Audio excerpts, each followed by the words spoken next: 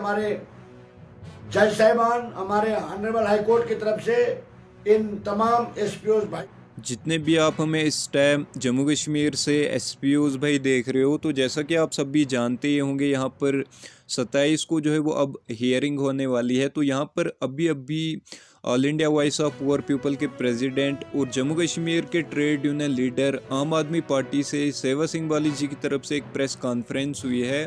तो इस press conference में उन्होंने यहाँ पर क्या कुछ बताया हुआ है, ये हम आपको एक वीडियो के ज़रिए आगे दिखाएंगे। लेकिन ये वीडियो दिखाने से पहले अगर आप चैनल पर नए हो तो चैनल को भी आप ज़रूर से सब्सक्राइब करें, क्योंकि यहाँ पर हम आपको ऐसी daily wagers, VDC members, home guards, SPOs और जम्मू कश्मीर की हर एक अपडेट हम आपको इसी चैनल पर सबसे पहले आपको यहाँ पर प्रोवाइड करते रहते हैं। तो चैनल को आप ज़रूर से सब्सक्राइब करें। हमारा जम्मू कश्मीर लद्दाख का एसपीओज है। एसपीओज की बात नहीं कहूँगा मैं, सभी के साथ यहाँ पर विश्वासघात किया जा रहा है, नाइंसाफ़ी की जा रही है। और ज़्यादातर एसपीओज की बात मैं आपको बताऊँ, काफ़ी समय से हम इनके लिए संघर्ष कर रहे हैं। अब जम्मू कश्मीर लद्दाख का जो एसपीओज का मैटर है हमारे हिसाब से फाइनल स्टेज पर है। गवर्नमेंट ऑफ इंडिया ने, होम मिनिस्ट्री ने भी इनके फेवर में लिखा है, प्राइम मिनिस्टर साहब ने भी लिखा है, जो सुप्रीम कोर्ट से, ऑनरेबल सुप्रीम कोर्ट से होकर आया था वो भी प्रोसेस तकरीबन फाइनल है। अब ऑनरेबल हाई कोर्ट में जो इनका मुद्दा चल रहा है वो भी फाइनल स्टेज पर है। 20 तारीख को हेयरिंग थी। पीडीडी एम्प्लॉइज की स्ट्राइक की वजह से हमारे गवर्नमेंट एडवोकेट अवेलेबल नहीं हो सके, और बाकी जो हमारे तरफ से जो एडवोकेट इस केस को देख रहे हैं वो वहाँ पर मौजूद रहे।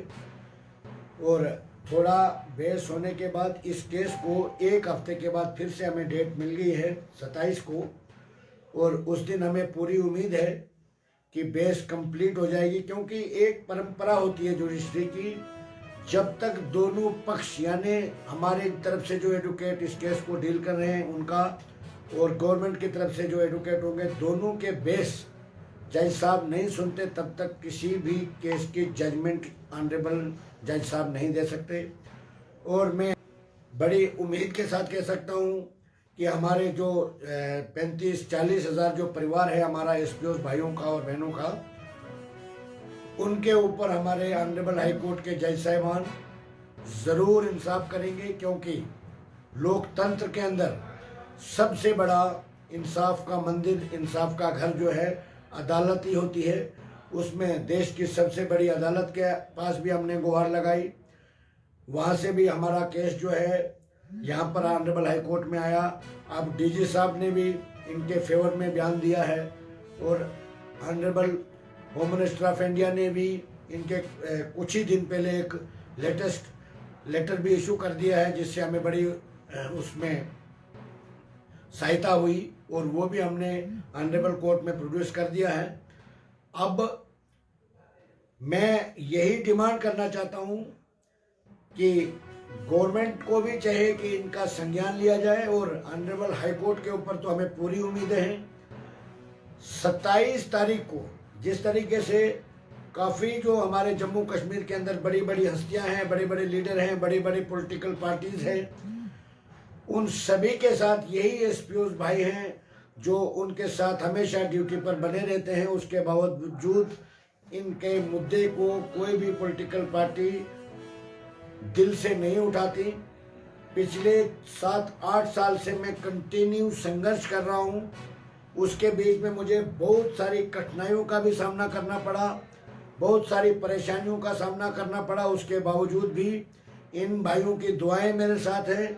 मैं इनको अपना परिवार समझता हूँ, और अगर ज़्यादा देर इनके साथ नाइंसाफ़ी जारी रही तो अब हमने पूरी तैयारी कर ली है कि आने वाले वक्त में अगर इनको इंसाफ नहीं मिलता है तो आज तक हमने पीसफुली इनकी डिमांड मांग की थी, इनके राइट्स मांगे थे। जो पढ़े लिखे लड़के हैं, 24 घंटे ड्यूटी करते हैं, इनकाउंटर में सबसे पहले होते हैं, शहादत तक दे रहे हैं छोटी सी तनख्वाह के ऊपर, ये भी परेशान हैं। डेली हमसे राब्ता होता है। इनका परिवार जो है परेशान है, इनका जो घर बार है, छोटी सी तनख्वाह। आजकल की इस महंगाई के दौर में 6,000 रुपये पर काम करना, मेरे हिसाब से ये हमारे लीडरों के लिए, हमारे जम्मू कश्मीर के एडमिनिस्ट्रेशन के लिए शर्म की बात है। तो इसलिए अब हमें पूरी उम्मीद है कि हमारे ऑनरेबल हाई कोर्ट के जज साहिबान इन 35-40 हज़ार परिवार को ज़रूर इंसाफ देंगे, क्योंकि ये डिजर्व करते हैं। और सबसे बड़ी बात यह कि honourable supreme court of India से ये केस होके आया है और सुप्रीम कोर्ट ने अपने ऑर्डर में ये लिखा है कि ये प्राइमरी रिलीफ है। ऑनरेबल हाई कोर्ट के पास ये पूरा अधिकार है कि वो इनको रिलीफ दे सकती है, जिसमें हमने सिर्फ 3 डिमांड्स किए, ज़्यादा हमने कुछ नहीं मांगा है। सिंपल रेगुलर पॉलिसी इनकी फ्रेम होनी चाहिए, कांस्टेबल के बराबर इनको सैलरी मिलनी चाहिए, रेगुलर पॉलिसी फ्रेम होनी चाहिए, कांस्टेबल के बराबर सैलरी, और एक्सक्रीशन लीव जो कोई हमारा भाई शहीद होता है उसको कांस्टेबल के बराबर दी जानी चाहिए।